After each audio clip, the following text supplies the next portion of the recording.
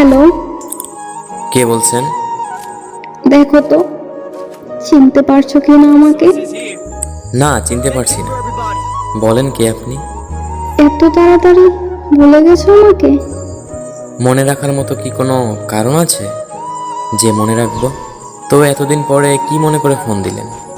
বেঁচে আছি না মরে গেছি এটা জানার জন্যে? মরি নেই, বেঁচেই আছি। আমি তো আপনাকে আগেই বলেছিলাম, কেউ ছেড়ে চলে গেলে কেউ মরে যায় না, কিন্তু কিভাবে যে বেঁচে থাকে সেটা শুধু সেই জানে। আপনাকে বলে লাভ নেই, আপনি ওগুলো বুঝবেন না। আচ্ছা যাই হোক, এত কিছু আপনাকে বলে কি হবে? আপনি কেমন আছেন? আচ্ছা, একটা কথা বলবো, রাখবে? বলেন, জিজ্ঞেস করার কি আছে?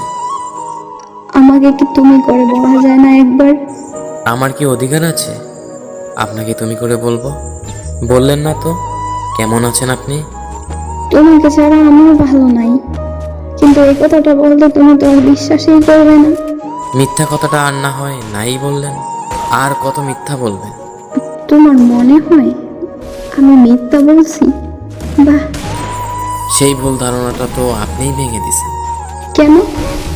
আমি আবার নতুন করে কি করলাম? 4 বছর ধরে একটা মিথ্যা কথা বলে গেছে, বুঝতেও পারিনি আমি। কতই না বলতেন ভালোবাসি ভালোবাসি, কিন্তু এটা যে মিথ্যা বুঝতেই পারিনি। আমি তোমাকে ভালোবাসি এই কথাটা মিথ্যা বলছি? মিথ্যা ছিল এই কথাটা? তা নয় তো কি, সত্যি বলছেন? যদি ভালোই বাসতেন তাহলে মাঝপথে ছেড়ে এইভাবে চলে যেতে পারতেন না। একবার হলেও ভাবতেন আপনি চলে গেলে আমার কি হবে, আমি কিভাবে থাকব। কি হলো, চুপ করে আছেন কেন? কিছু বলেন। না, আর কি বলবো? বলার মতো কি আছে আমার? একটা কথা কি জানেন, আমি নিজের থেকেও বেশি আপনাকে বিশ্বাস করতাম।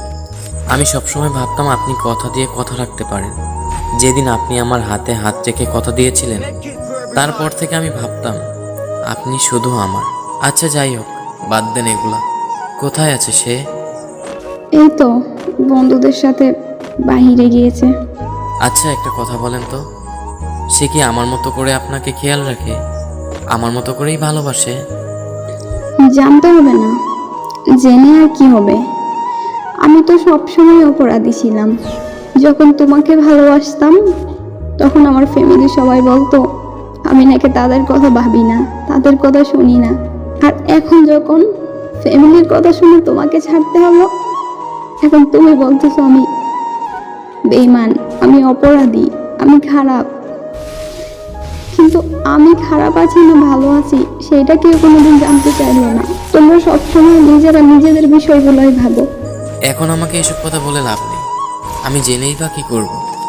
যদি এত কিছুই বলার ছিল, এত কিছুই জানানোর ছিল, আমার হয়ে আমার থেকে সব কিছু বলতেন, আমার পাশে থেকে আমার হাতে হাত রেখে সব কিছু শেয়ার করতেন, নিজের কষ্টগুলো ভাগাভাগি করে নিতেন।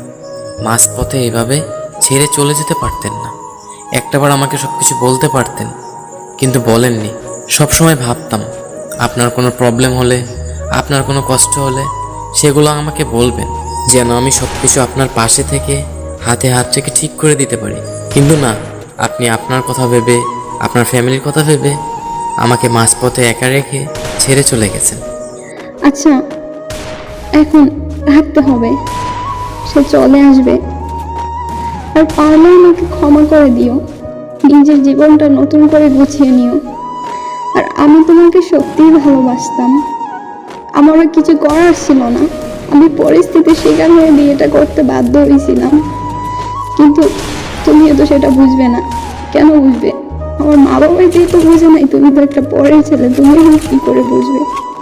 সত্যি আমিও ভালো নাই, আর যদি পারো আমাকে ক্ষমা করে দিও। ভালো থেকো। আচ্ছা, রাখলাম। এই শুনেন, হ্যালো হ্যালো